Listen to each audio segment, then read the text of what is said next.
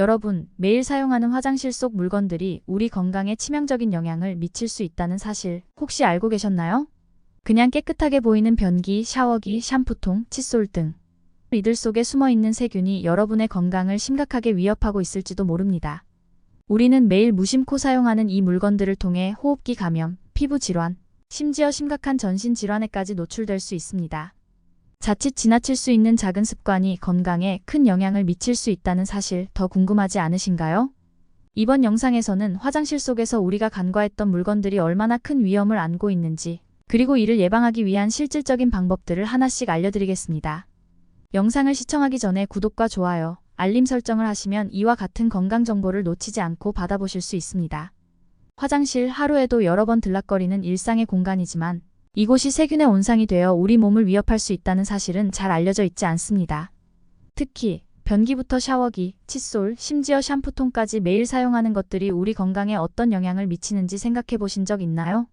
이번 영상에서는 각 물품에 숨어있는 세균의 위험성과 건강을 망치는 세균들을 박멸하고 예방할 수 있는 방법을 모두 알려드리겠습니다. 변기는 화장실에서 가장 흔히 사용하는 물건이지만 그만큼 세균이 쉽게 번식하는 곳이기도 합니다. 특히 변기에 생기는 분홍색 얼룩은 세라티아 마르세센스라는 박테리아가 번식하면서 나타나는 흔적입니다. 이 세균은 습한 환경에서 잘 자라며 화장실처럼 따뜻하고 습기가 많은 곳에서 활발하게 번식합니다. 변기뿐만 아니라 욕실의 타일, 바닥, 샤워기 주변 등에서도 자주 발견되며 호흡기 감염을 일으킬 수 있어 주의가 필요합니다. 세라티아 마르세센스는 면역력이 약한 사람에게 더욱 위험할 수 있습니다. 이 세균이 몸에 침투하면 폐렴, 요로감염, 결막염과 같은 다양한 감염증을 유발할 수 있으며 특히 호흡기를 통해 감염될 경우 폐까지 위험한 영향을 미칠 수 있습니다. 만약 세라티아 마르세센스가 감염을 일으켰다면 치료가 어려워 심각한 합병증으로 이어질 가능성도 존재합니다. 그렇다면 변기의 세균 위험을 어떻게 줄일 수 있을까요? 우선 청결 관리가 가장 중요한 첫 단계입니다. 매일 변기 청소가 어렵다면 최소한 일주일에 한 번은 소독제를 사용해 청소하는 것이 좋습니다. 소독제를 사용할 때는 변기 안쪽뿐만 아니라 외부 표면과 주변 타일도 함께 닦아주는 것이 효과적입니다. 특히 습기 제거를 위해 환기를 자주 시켜주는 행동은 세균 번식을 막는 데 중요한 역할을 하는데요. 샤워 후에는 반드시 환풍기를 작동시키거나 창문을 열어 화장실의 습기를 제거해야 합니다. 또한 변기 뚜껑을 닫고 물을 내리는 습관도 중요합니다. 변기 물을 내릴 때 발생하는 미세한 물방울들이 공기 중에 퍼지며 세균이 흩어질 수 있는데 변기 뚜껑을 닫으면 이를 상당히 줄일 수 있습니다. 세균이 공기 중으로 퍼지는 현상, 이른바 에어로졸 현상을 줄이기 위한 효과적인 방법입니다.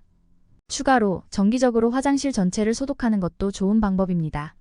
변기뿐만 아니라 변기 주변 바닥과 타일, 세면대 등도 소독제로 닦아주어야 하며 가능한 경우 일주일에 한 번 표백제를 이용한 소독을 권장합니다. 단, 표백제를 사용할 때는 환기가 충분히 되는 상태에서 사용하는 것이 안전합니다. 마지막으로 변기를 사용할 때 개인 위생 관리도 필수입니다. 변기를 사용한 후에는 반드시 손을 깨끗하게 씻어야 하며 손 소독제를 활용하는 것도 좋은 방법입니다. 샤워기는 화장실에서 매일 사용하는 필수품 중 하나지만 샤워기 속에 숨겨진 세균은 건강에 큰 위협이 될 수 있습니다. 특히 샤워기의 내부와 헤드 부분은 습기가 많은 환경에서 다수의 박테리아가 쉽게 번식하는 곳입니다. 그 중에서도 비결액 항산균은 온수와 수증기를 통해 우리 몸속으로 들어올 수 있어 폐질환을 유발할 가능성이 큽니다.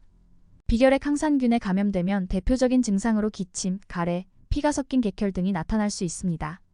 이 증상들은 시간이 지나면서 악화될 수 있으며 심할 경우 폐 기능이 저하되고 일상생활이 어려워질 정도로 건강에 큰 영향을 미칠 수 있습니다. 특히 면역력이 약한 사람에게는 치명적인 영향을 줄 수 있으며 감염 치료에도 오랜 시간이 걸립니다. 일반적으로 비결액 항산균 폐질환을 치료하기 위해서는 1년 반에서 2년간의 치료 기간이 필요할 정도로 복잡한 질병입니다. 비결액 항산균 감염을 예방하려면 무엇보다 샤워기의 청결을 유지하는 것이 중요하기 때문에 샤워기 헤드를 분리하여 1리터의 물에 표백제 한 큰술을 희석하고 샤워기 헤드를 15분 동안 담궈두면 되는데요. 샤워기 헤드를 담궈두는 동안 세균과 물때가 많이 쌓이기 쉬운 헤드의 미세한 구멍을 칫솔에 희석한 표백제를 묻혀 가볍게 문지른 다음 흐르는 물에 헹궈주면 됩니다.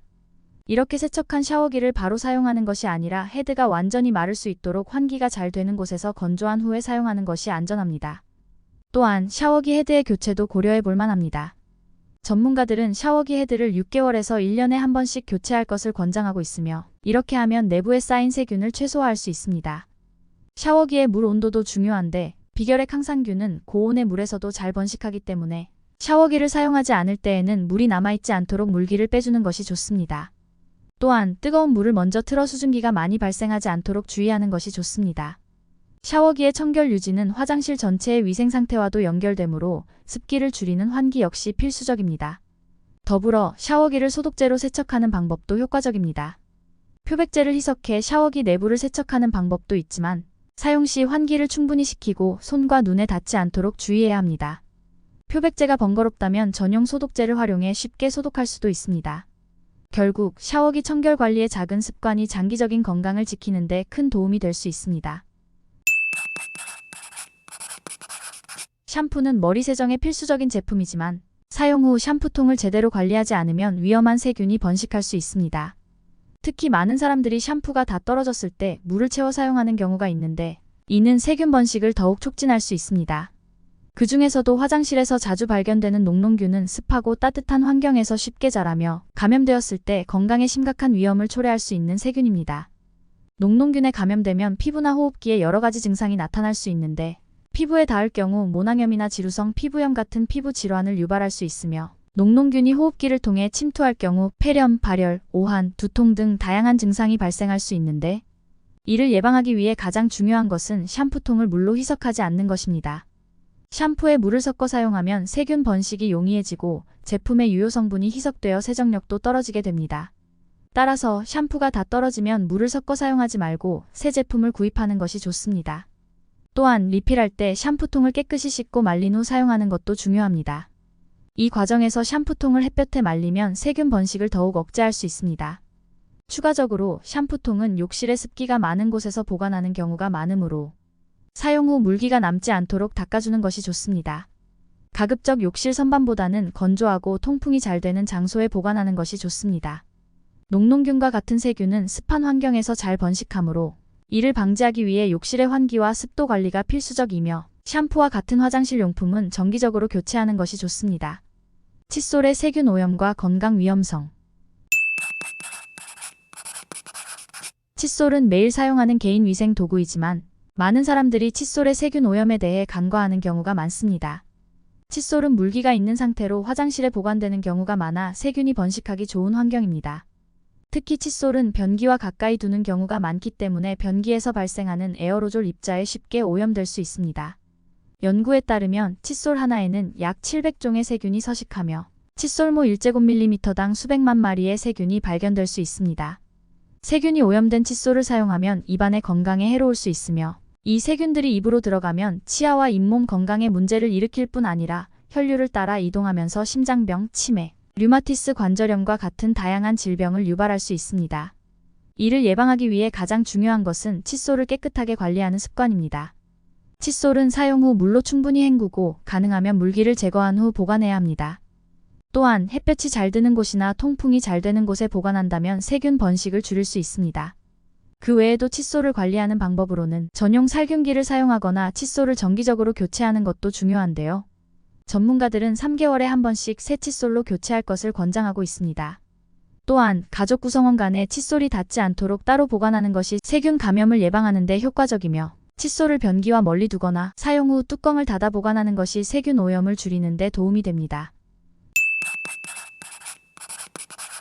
수도꼭지와 문손잡이는 손이 자주 닿는 부분으로 세균 오염이 특히 심한 곳입니다. 연구에 따르면 오래된 수도꼭지에서는 대장균, 포도상구균, 녹농균 등 다양한 세균이 검출되며 그 오염도는 화장실 변기보다 약 44배 높게 측정되는 경우도 많다고 하는데요. 특히 물을 틀고 잠글 때 손이 직접 닿기 때문에 이러한 세균들이 우리의 피부로 옮겨질 수 있습니다. 대장균과 포도상구균 등은 피부 감염을 일으키거나 장염, 폐렴 등의 질병을 유발할 수 있어 주의가 필요하고 녹농균에 오염된 수도꼭지는 피부에 염증을 일으키거나 호흡기에 문제를 일으킬 수도 있습니다. 이와 마찬가지로 화장실의 문손잡이 역시 많은 세균이 붙어 있을 수 있어 자주 소독하지 않으면 감염 위험이 큽니다.